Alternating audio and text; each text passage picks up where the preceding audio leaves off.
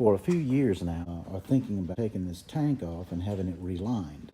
The liner on it at the time that I installed it and bought it, rather, was I had some rusting in it.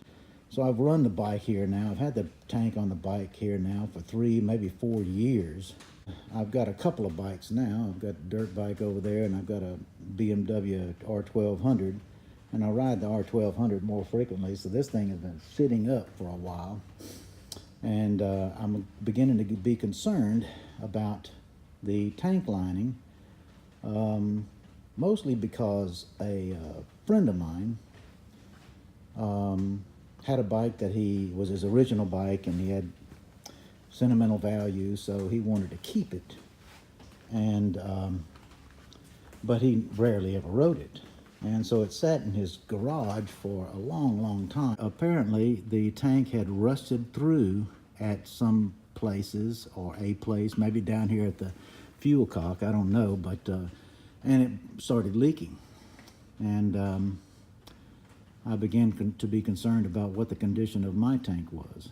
So to start, first I put a vacuum line on the vacuum diaphragm on this fuel cock. It's a safety feature.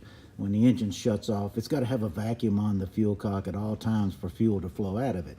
So frankly, you can take the fuel line loose with the engine not running, and if all that is functioning properly, no gas should come out even if it's on. So I put a vacuum on the line, and I put a hose on it, and drained as much fuel out as I could. The next thing to do is to, and I had to do that, I had to put it on reserve to do that too. The next thing to do is to take loose this crossover pipe right here. But the bike is tilted over on the kickstand, and so I'm going to remove that crossover from the other side in hopes that any remaining gas in here is laying on the downhill side of this tank. I took the dash panel off, and by removing these screws here and a screw at the top, that is this screw right here, and then disconnecting some of the wiring harnesses to get the thing out of the way is all I want to do. And I pulled the main nut off back here and took out the tank support up here in the front. So for all practical purposes, there's still a little wiring maybe that is in here, which I'll have to disconnect after I get the tank lifted up. But the only thing I have left to do now is pull this line off right here and on this crossover pipe, and because it goes underneath the spine of the frame. One other thing, I did have to pull this vent line loose as well. This vent line just simply goes all the way back to some place on the back of the bike and hangs out of it has a check valve back there and hangs out of the underside of the frame there to vent the tank.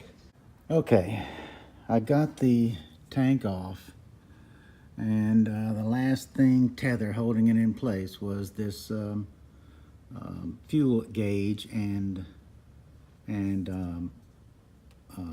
voltmeter that I got from Kuryakin, because I knew the tank was rusty before I put it on.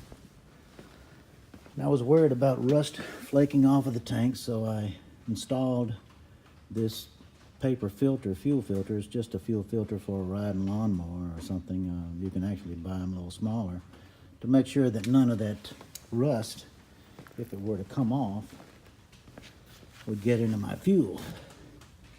And sure enough, there's a lot of debris and rust that has fallen to the bottom of this fuel cock, and was trapped by the screen, but sure, the finer particles that made it through the screen, I guess probably got caught by the fuel filter. We'll have to see what the inside of the tank looks like. You have to be careful when you remove the plate that is the tank gauge. There are some little plastic gaskets that go into each one of these holes, and when you pull the threads out, sometimes the gaskets stay in place and sometimes they come out with the screw.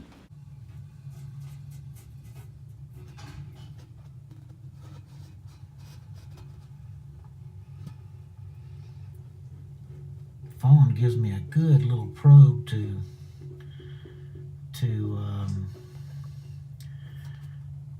take a look at the underside of the tank.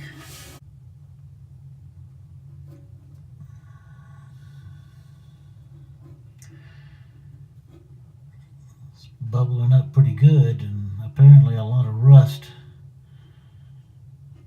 in that part of the tank. I think it's rust. Looks like it's salvageable though. Well, I'd like to blame all this rust on ethanol, but the problem is that condensation in the tank is probably a large part of the problem as well.